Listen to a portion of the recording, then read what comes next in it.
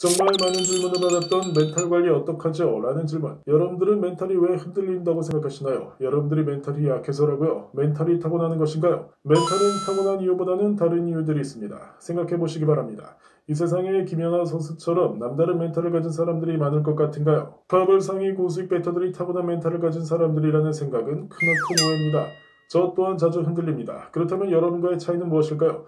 위기상황 대처법을 알고 있느냐 모르고 있느냐, 바로 이것이 차이점입니다. 이것이 멘탈의 역설입니다. 파벌의 멘탈의 위기상황은 무엇이 있을까요? 쉽게 생각해보세요. 적중률과 금액 손실 때문입니다.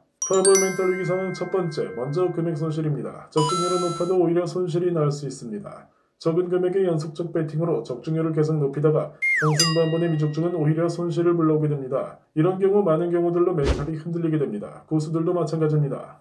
다만 고수는 대처를 할 줄 알고 있었습니다. 예를 들어 시드머니 20만원으로 출발, 배팅 금액 1만원으로 설정, 9연승을 할 경우 수익금은 9만원이 되겠죠. 보유금은 29만원이 되겠습니다. 그런데 강승부 배팅에서 10만원이 미적중이 나는 경우 단 한 턴의 손해로 보유금은 19만원이 되어버립니다. 원래보다 작은 금액이 되어버렸네요. 이럴 때 열이면 열, 멘탈이 흔들립니다. 따져보면 시드머니보다 1만원 손해봤습니다. 하지만 19만까지 올라갔다가 다시 9만원이 되니 10만원을 손해봤다는 생각을 하기 때문입니다. 거기에 시드머니보다 적은 금액만 남아 더 큰 손실을 입었다고 느껴집니다. 큰 착각입니다.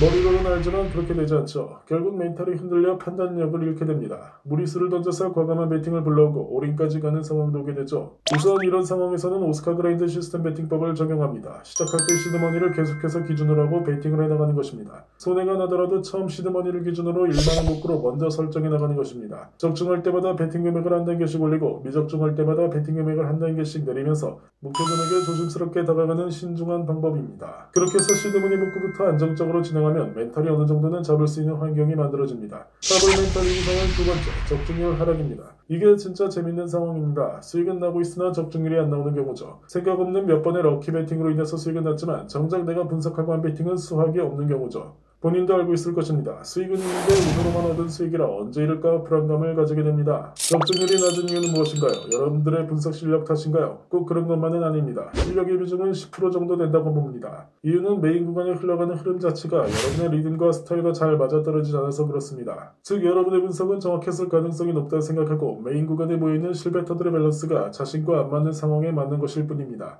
혹은 파벌의 메타값이 여러분의 스타일과 잘 맞지 않는 경우입니다. 해법은 아주 간단합니다.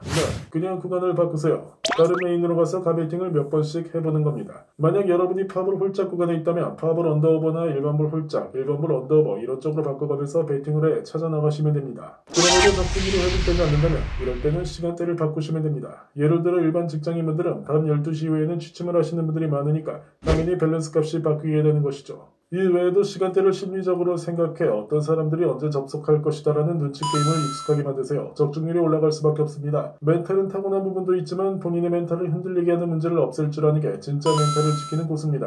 파벌 금액과 적중률에 관한 스트레스 상황을 없애버리면 본인의 멘탈은 흔들릴 일이 없습니다. 100번 맞는 말만 해드렸습니다. 끝까지 시청해주셔서 감사합니다. 이상 파벌 미남이었습니다.